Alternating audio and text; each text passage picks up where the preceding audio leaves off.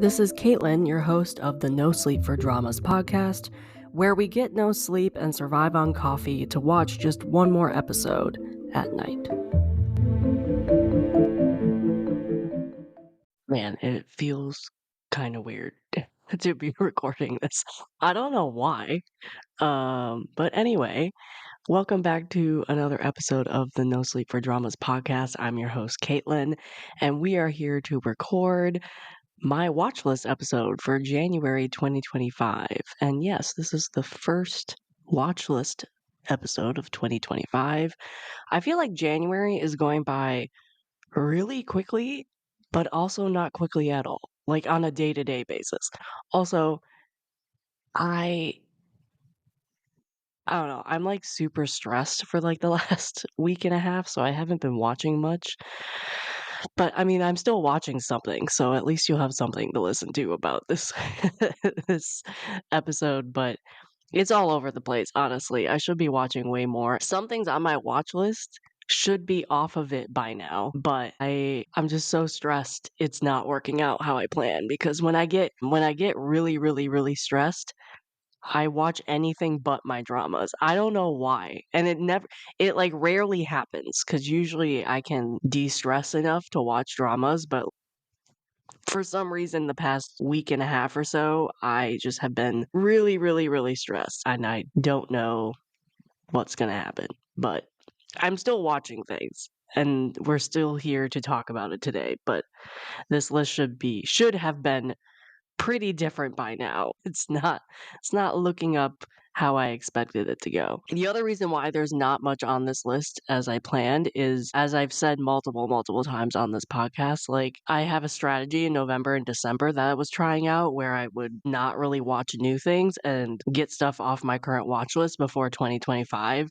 And I feel like in January, I'm still sort of doing that. There's a couple dramas that I finished already in January that I brought over from 2024. And there's a couple still on my watch list that I'm brought over from 2024. And one I just am planning to watch as I watch new ones, but there's one that I need to watch like 2 episodes and I'm done with it. And for some reason, I haven't been able to watch the last 2 episodes. Not because I'm not that type of person where I can't finish a drama because I love it so much. I finish a drama. I'm not that type of person where it sits on my current watch list just because I don't want to say bye to it. This is not the case. I just have been so stressed that I don't click play on it to finish it, and I watch anything else under the sun, mostly YouTube. I just need to click play on it already and finish it. I just don't know why I haven't done it, really. But I mean, it all adds up to the strategy of me trying to get stuff off my watch list before I start new things, and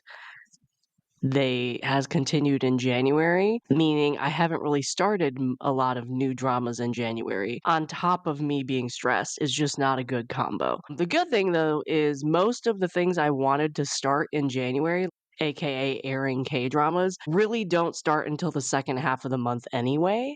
It's not like I'm haven't started a drama that started January 2nd and I'm now 3 weeks behind or something. But that being said, I have started some new things. It's just not as many as I wanted to. And my watch list looks very different from what I expected it to look like.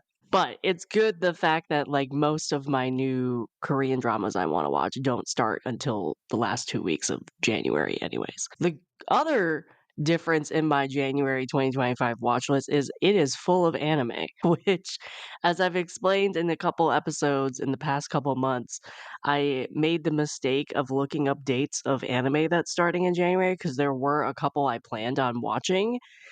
And then I just went down the rabbit hole and just like Pokemon, I collected them all and decided I wanted to watch 9 anime in the month of January. I did not click play on all of them. I had some restraint and I did decide to wait on a couple of them to binge them later. But I'm still watching so much more anime in January than I anticipated. Even though I might not be watching, I'm only watching 2 dramas, and both of them are from 2024 that I just didn't finish in 2024. I might not be watching new dramas. I'm definitely watching new anime and new other stuff, which we'll get into. But it's still a low number for me in terms of watch list. I'm okay with that right now. I just hope I kind of get out of this stress funk and I get back on track, because if I continue to be this stressed, it's going to be a problem in like the next week or so. We'll see. We still have stuff to talk about though. It'll be interesting to see what I can complete by the end of the month, and definitely what I'll be watching in February. I still also can't believe it's already the middle of January. I just like, again, I feel like this month has been going by so quickly, but also so slowly at the same time. And I have no idea why. All right. We're going to start out as we usually do. If you guys have never listened to a watch list episode, basically I go through my current watch list, I tell you what I'm watching, and then my opinions on them. The format usually is I do K-dramas first, and then if I'm watching a variety show from Korea, that's next. Then it's usually Chinese dramas, variety show from China, Japanese drama, anime, variety shows from Japan, Taiwanese, and then Thai is the last. And then I don't know if I'm randomly watching an American show or something, that will be at the end. That's usually the format of these episodes. And today might be a shorter episode. I'm not sure. We'll see how much I ramble on about my current watch list. We'll start off with Korean dramas. Yes, I'm only watching one Korean drama, and yes, it is still When the Phone Rings. um, I think it's a combination of multiple things. I'm finishing this drama because, spoiler alert, I am doing a podcast episode. On my podcast, there's not going to be an episode. I'm guesting on somebody else. So I do need to finish it. I think it's a combination of things of like why I haven't finished this yet. Because I literally have the last 2 episodes to watch. And I know I should have finished this a while ago. One, I mean, normally, if I'm spoiled up the wazoo about a show, it usually does not bother me unless it's like a humongous reveal of who the murderer is, or like somebody dies or something like that. And I think this is the case for When the Phone Rings. I have been spoiled so much on this show because I just did not have the time to keep up with it, that it has lost kind of all the interest for me, because I know what's going to happen. Literally every second of this show has been spoiled for me, including how much people hated the last episode. Now I need to finish it for this podcast episode, but I feel like my view of it has changed because I was loving it until the last 2 episodes aired. And I was only on like episode 4 when the last 2 episodes aired, so I was really behind on it. And so I think I've kind of been avoiding it a little bit because people hated the last 2 episodes, and I'm kind of afraid. Either way, I'm afraid of it. Either I'm going to hate it, and then it's going to be another bad ending, or I'm going to be the minority who actually didn't mind the ending. What am I gonna say in this podcast episode? Like, I don't know.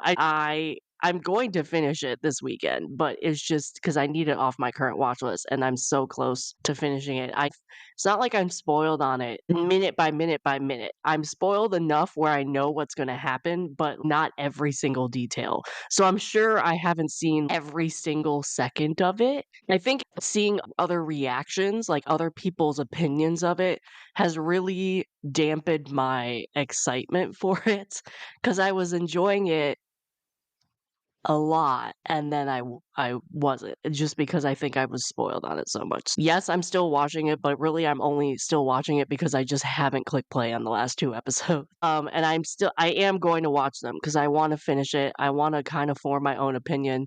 Hopefully I'll at least enjoy it enough to finish it, but we'll have to see. We'll have to see, because I still am curious what I'll think of the last 2 episodes, and I'm hoping I won't be too disappointed, or maybe I'll be surprised and I'll actually won't mind it. I'm not really sure, because the other thing is, I was obsessed with it as much as anybody else up to a point, and I mean, I usually love crazy, crazy makjang stories when they do them right. Maybe this will be one that, in my opinion, did it right. I'm not sure.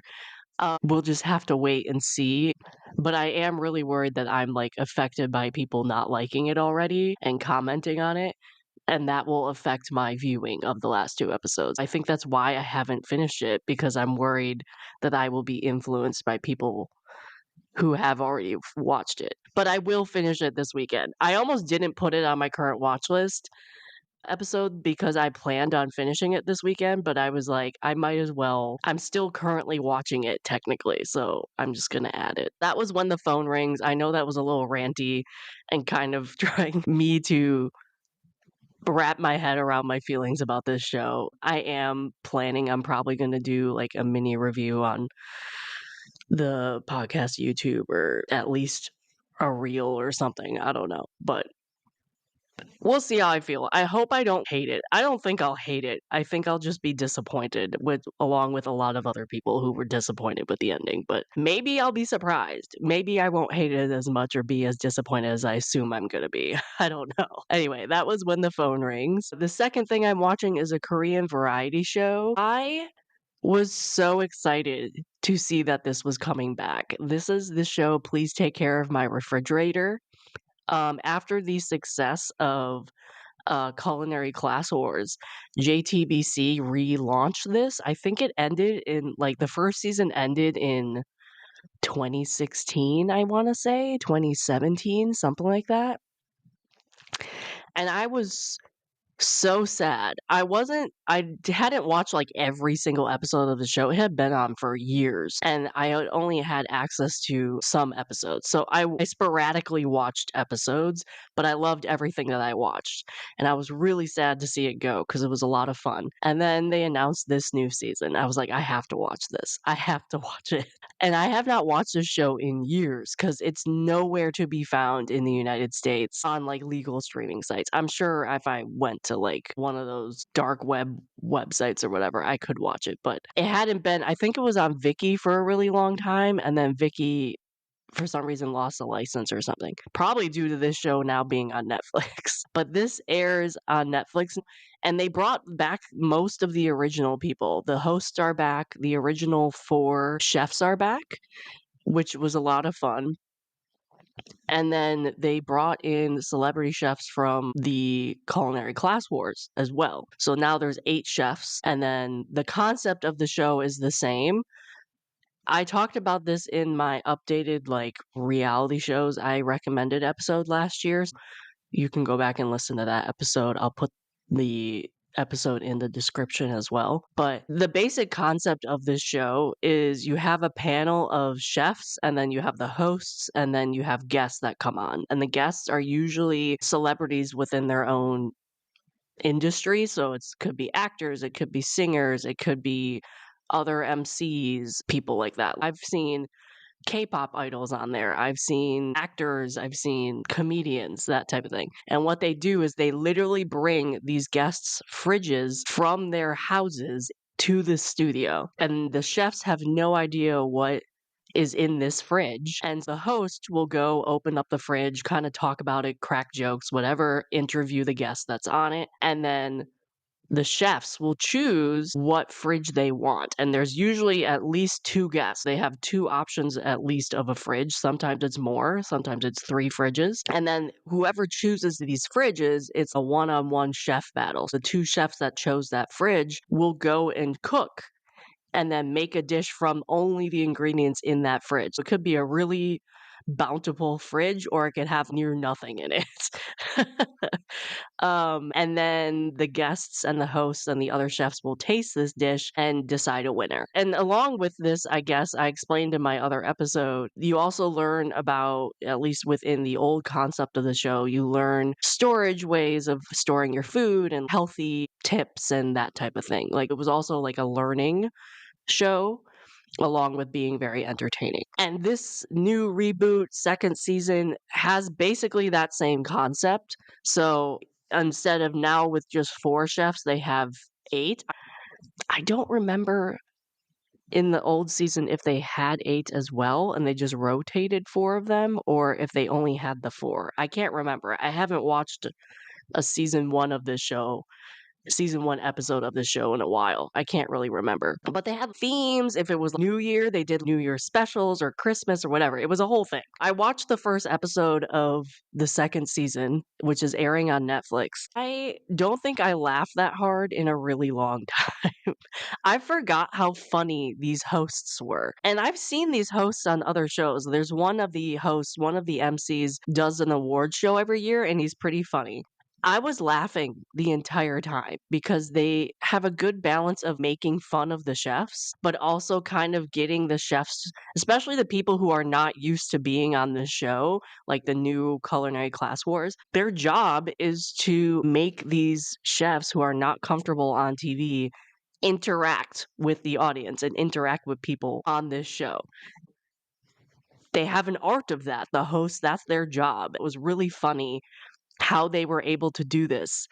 And they cracked jokes, and the chefs played along and made their own snarky remarks. It was a lot of fun. I also forgot how little time the chefs had to cook. I don't remember if this was always the case, but in this season 2, they have 15 minutes to cook this dish. And they also added a new thing this season where I think due to the fact that a lot the culinary war chefs have never done a show like this and also did not have the advantage of being on this show for so many years that they kind of gave them a one up by letting them either stop the timer for their competitor for 1 minute, like any time in the 15 minutes, or they were able to start a minute early. So they got 16 minutes. I think that's new to this season. I don't think it was in the first season. Which was a lot of fun too, because when they announced this in episode 1, all the old school, the chefs who have been on the show forever were like, "What the heck is this? What do you mean? What? And why don't we get that?" Blah, blah, blah. So it was a lot of fun. The celebrities that were in episode 1, I did not recognize. I think, if I remember correctly, they were trot singers. They were hilarious too, though. They went along with the jokes. They played along with the host. It was a lot of fun to see the guests play along too.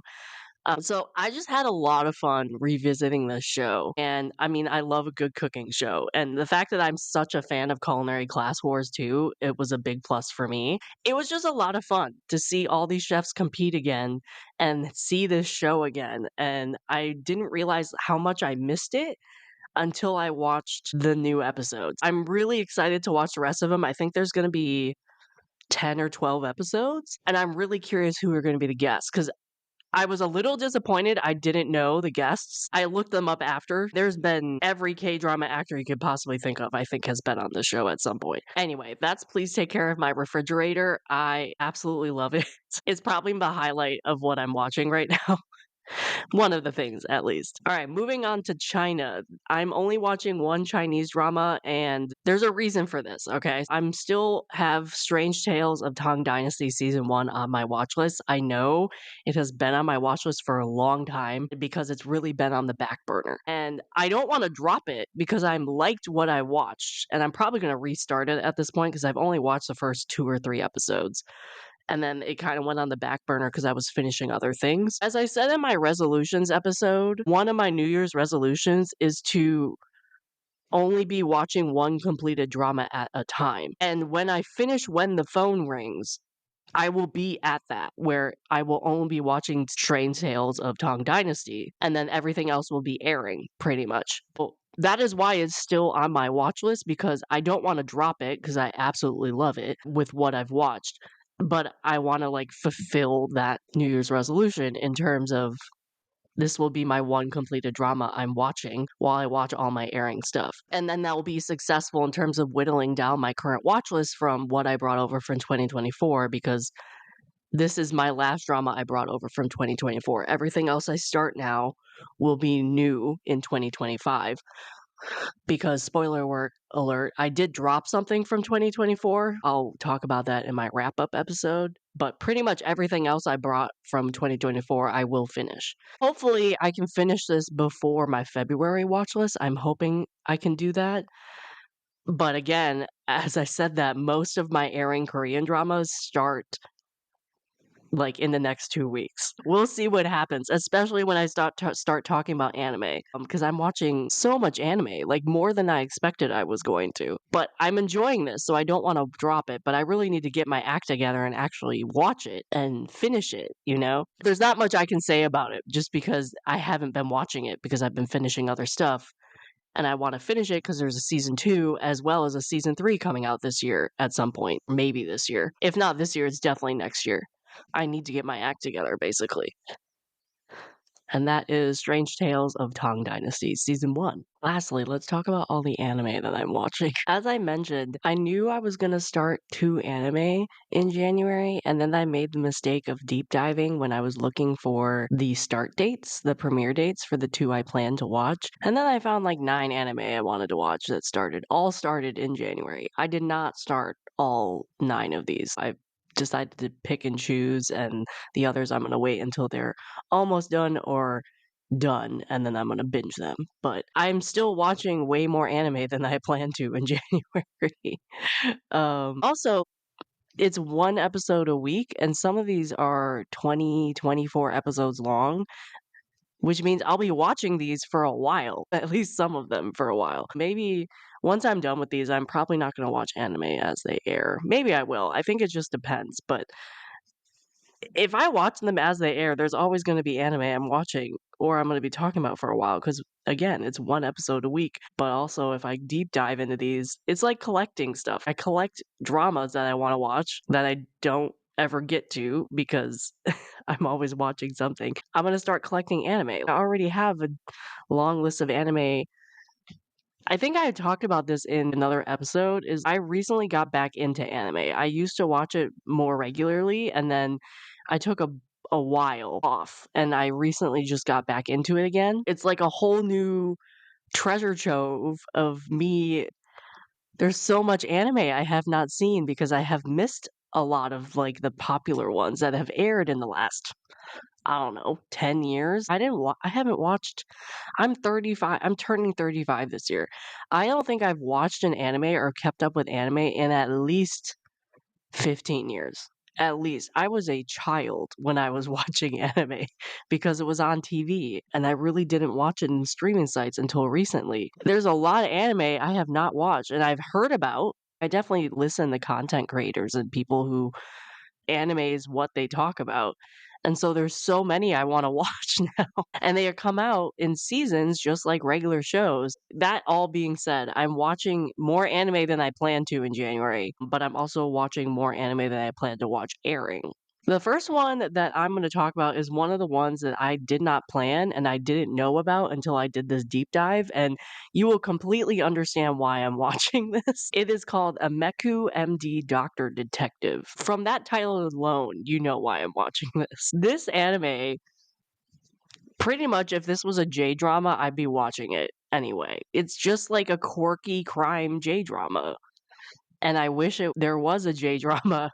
It makes me wanna watch a quirky crime J-drama every time I watch an episode, you know? I watched 3 episodes of this anime so far, and it's about a woman who's a doctor, and she works for a very special department. She's the director of this department, and her department really just is brought in when there's no explanation for what's going on. Like, a patient comes in with this weird disease or weird injury and no one can figure out what that is. It's like House, but it's an anime. She is brought in to investigate these crazy diseases or these injuries that come through the doors of the hospital. And sometimes if it's a disease or a injury, it leads to a crime. So she also is partly investigating these crimes, which is why it's Doctor Detective, because she's working with the police. Clearly something I like, you know? She's quirky and weird and gets excited about like puzzles and mysteries. For someone like me who is a diehard fan of Sherlock Holmes, like I have read all his stories. I much have watched like every adaptation I can get my hands on with him in it. So mad I have not been able to watch a lot of the Japanese adaptations of him because they love Sherlock Holmes. And there's so many J dramas that I would love to watch and I haven't been able to. This is very Sherlock Holmes coded, right? And as I said, Sherlock Holmes is popular in Japan. You constantly find anime or Japanese dramas who are clearly Sherlock Holmes coded or just like straight up Sherlock Holmes. There's a couple Japanese dramas that like literally the guy's name is like a rendition of Sherlock Holmes. Not literally, like obviously they can't name him Sherlock Holmes, but it's clearly they're a play on words, you know? This anime is literally Sherlock Holmes coded. So the doctor, she is clearly Sherlock Holmes. Her male doctor sidekick is clearly Watson. And then she even has a sister that shows up who is clearly Mycroft, which is Sherlock Holmes' older brother who works for the British government. It's very much that coded, and it's a lot of fun. Like, the first case was it's not predictable, which I love because I like when crime stuff isn't predictable. If it's predictable, I get bored. The first case I couldn't predict whatsoever, which was a lot of fun, and it made all the connections. The case made sense by the end of it. The second case was a little predictable. I actually predicted part of the solution or the thing that she found out, but not all of it. That was even a little surprising to me, which was great. And some of them is crime and some of it is medical. The first case was a straight up police crime investigation. The second one was a disease. I'm really curious how this is going to play out because if it's Sherlock Holmes, there's got to be like an evil master villain that's going to come in eventually. And then I'm curious if they're going to more lean towards the investigation crime or they're going to lean towards more the disease or if it's going to be a straight up split like they've done for the first 3 episodes. I like it so far. I like it a lot. It's 12 episodes, I think, in total, so this is on the shorter side when it comes to anime, but this is definitely would be one that I would binge if I had all the episodes. Excuse me, my cat is yelling at me. What? There, are you comfortable now? I'm literally trying to record the rest of this. Anyway, that is a Meku MD Doctor Detective. I'm watching that on Crunchyroll. Second one I'm watching, which I was planning on watching in January, is My Happy Marriage Season 2. It is finally back. It's on Netflix. This is another one I sort of wish I had waited to binge because I've watched the first episode and I got too excited, so I had to click the first episode. I binged the first season. I waited. If you have never seen My Happy Marriage, the small gist of this anime, based off of a manga and a light novel series, is you have these prominent families who have powers, and you have this Mio who it's a Cinderella story in a way. Like she's living in with this horrible family who doesn't care about her because she seems to not have powers, and then she is basically forced into a marriage by this other family, Kyoka, who has a reputation of being a really mean guy. And there's rumors about him like having all these engagements and none of them working out or whatever. And Mio has a very low self-confidence, and it's kind of them in the first season figuring out their relationship because they do have an arranged marriage, and then also figuring out a lot about Mio and her family history. In season 2, along with the world has an issue coming up or has an issue happening with these, for lack of a better term, ghosts that show up. They're not ghosts, but I can't remember the term they use. But it takes place in like Imperial Japan in a way, but not Japan. It's a very made up world. So in season 2, they're not yet married. They're still engaged. In season 2, in season 1, we found out a lot about Mio's family. So I'm predicting in season 2, we're going to get a lot more of Kyoka's family. I have not read the manga or the light novel, so I have no idea where this is going. If you are curious about my review of the first season as well as the live adaptation movie, which I highly recommend, I have an episode of that on my podcast for last year at some point. You can find it in one of the Versus episodes. I hope we get another live adaptation movie, especially now that we have a season 2 of the anime.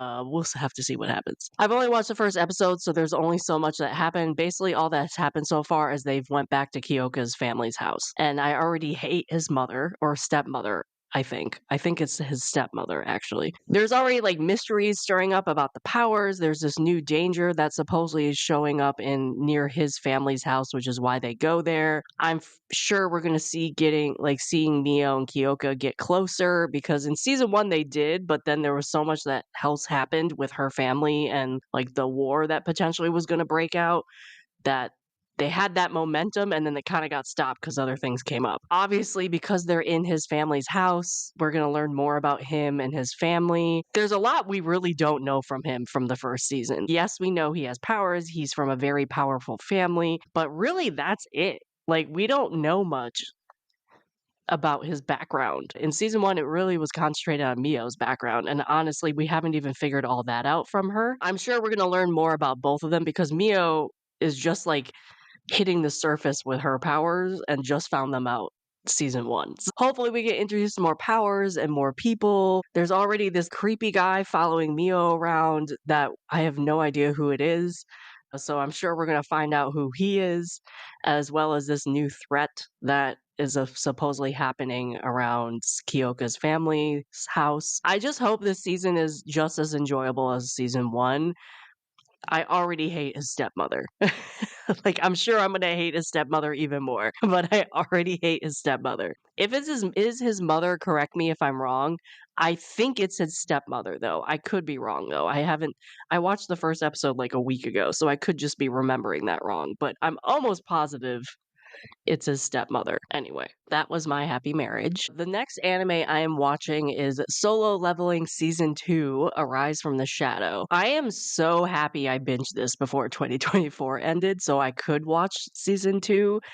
This was another anime I planned on watching. I've again only watched the first episode of this anime, and man, it did not disappoint whatsoever. You can tell that this second season is going to go bigger than it did in season 1. And being on social media these days, and apparently they made the first 2 episodes or even the first 3 episodes into like a mini movie that they showed in select theaters to promote season 2 of this coming out. And of course, being on social media, basically that entire movie got leaked online. So I've seen pretty much that entire movie just from social media, which means pretty much I think at least the first 2 episodes I've seen already, which I'm kind of disappointed at because I knew kind of what was happening, but I still obviously will watch the first 2 episodes. Clearly also Jinwoo has gotten a glow up in this season and technically sort of the second half of the first season, but he looks very different in season 2 so far. I'm curious what more he'll discover about the powers that he has and what that all means, and then also what that means for the world too, because he has these special powers that no one else has or even knows about. I'm curious what danger that will put him in terms of both fighting these monsters they're fighting, but also the humans that he's around. I also have not read this manhwa or anything, so I'm just solely going off of what I watched in the first season. Really, I don't really know what's coming. I hear that season 2 is going to be about to get real crazy, but I don't know what's coming because I haven't read anything. If it keeps up with the fight scenes that it did in season 1 and at least the first episode of season 2, I will enjoy this immensely. Just trigger warning for people who have not watched the show, it is very gory and it is somewhat it's not hard to watch, it's animated, but like it's gory. You'll see injury, you'll see blood, you'll see all this stuff. It's kind of creepy, at least in some scenes in season 1, it's creepy. So trigger warning for that, but beautifully animated.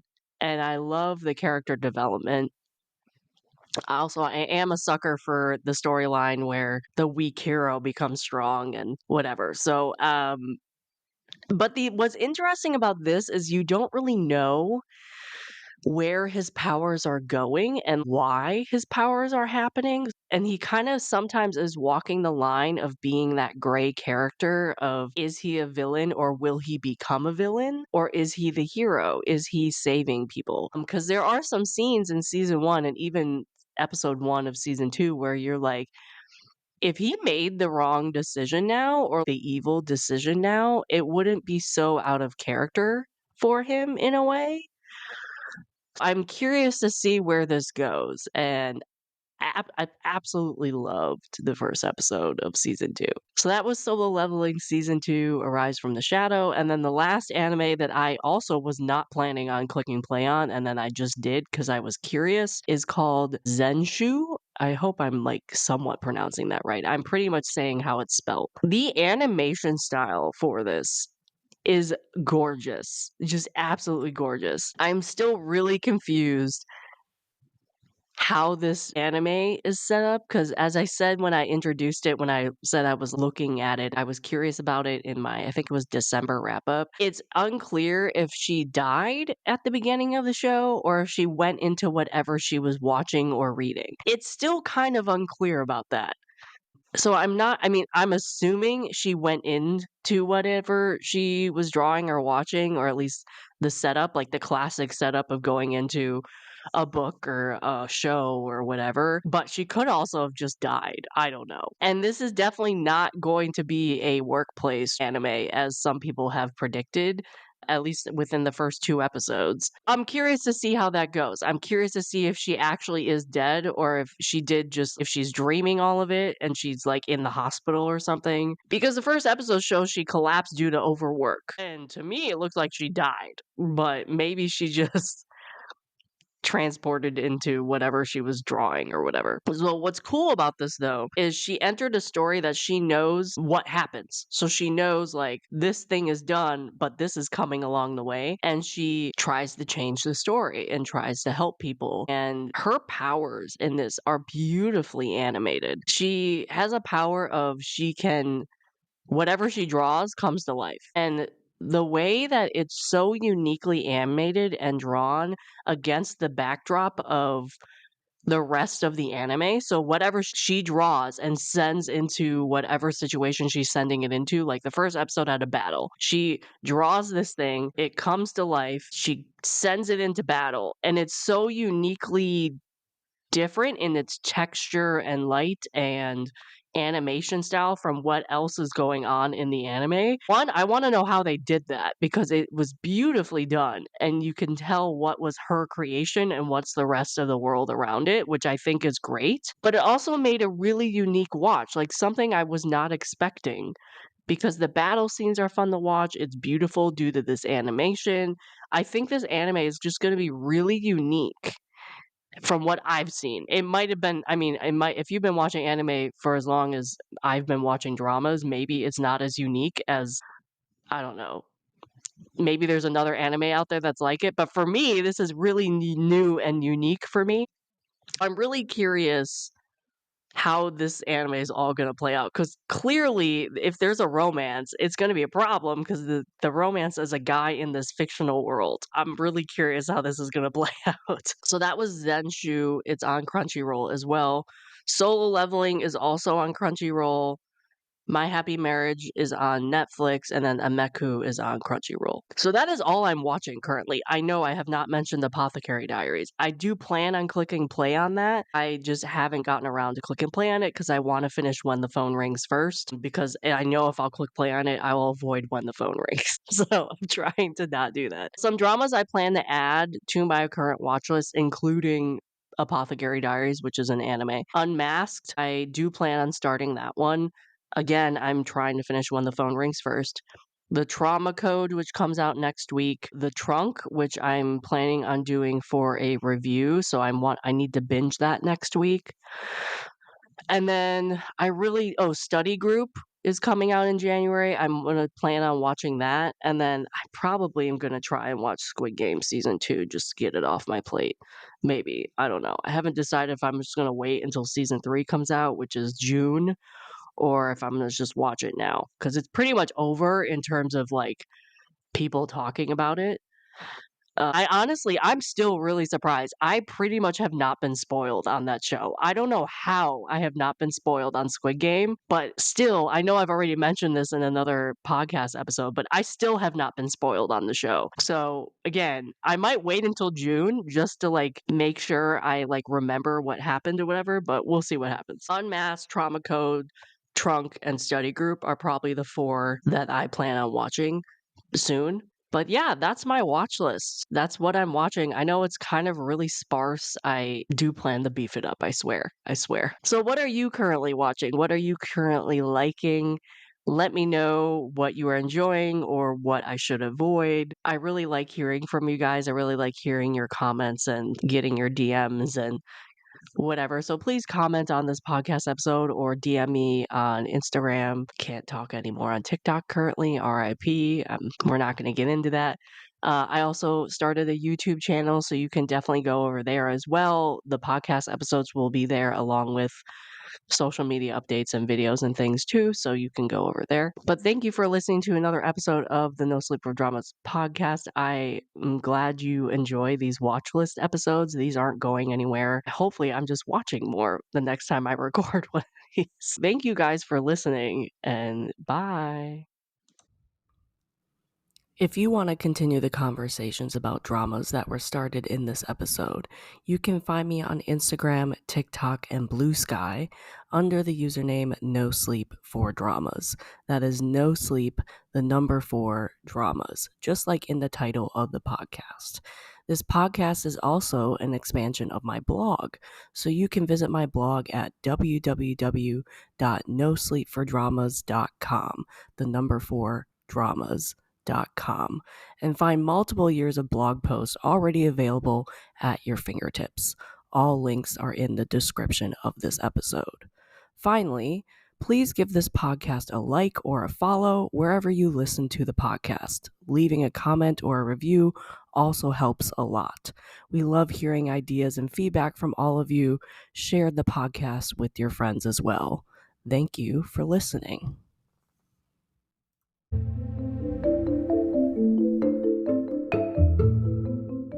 This has been an episode of the No Sleep for Dramas podcast, and I am your host, Caitlin. I will see you here next time, and I hope you get no sleep chasing the next episode just like me. Good night.